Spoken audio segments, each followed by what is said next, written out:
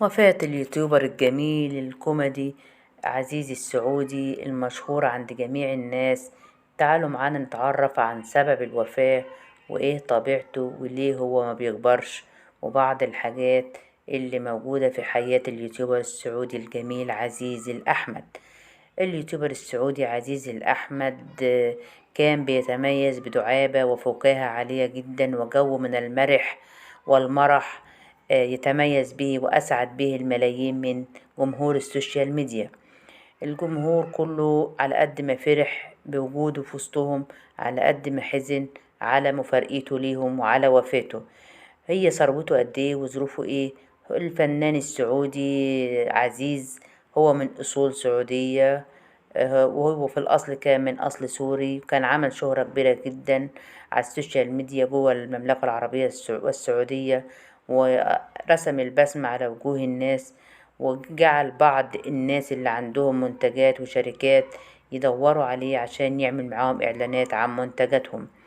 العزيز السعودي مولود في مدينة الرياض يوم 26/7 سنة 1995، وهو من أشهر الشخصيات الكوميدية في السعودية.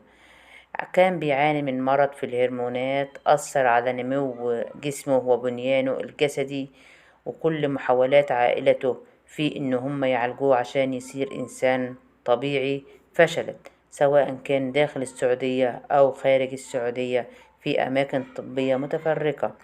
عزيز السعودي يعتبر من أشهر الأغنياء في المملكة العربية السعودية.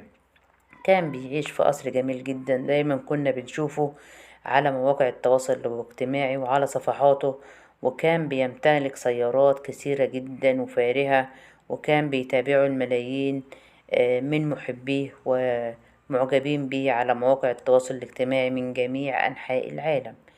سبب وفاة عزيز الأحمد السعودي، سبب وفاته إن هو في الفترة الأخيرة، وكان باين عليه جدا في فيديوهاته إن هو بدأت حالته الصحية تتدهور، وأصبح وضعه غير الوضع اللي احنا بنعهده عليه، لأنه كان بيعاني في الأساس من مشاكل في النمو منذ أن ولد، بسبب الغدة النخامية اللي كانت بتنتج القليل جدا من هرمون النمو.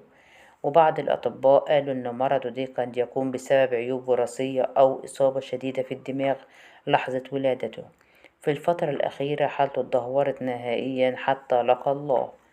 عزيز السعودي كان مشهور بخفة الدم وخفة الظل، وكان ملقب بعزيز القزم، ومات وعمره 27 عام، وما زال الجميع يحبه. جميعا نلتفت إلى فيديوهاته وإلى أعماله، لأنه يرسم البسمة على وجوهنا دون أن يقصد أو ندري نحن كيف ابتسمنا من حركاته. ندعو الله أن يرحمه وأن يدخله فسيح جناته، وأن يجعله في مقعد صدق عند مليك مقتدر، وأن يجعله مع النبيين والصديقين والشهداء وحسن أولئك رفيقا، وأن يدخل الآن على قلبه السعادة بدخول الجنة. اللهم آمين.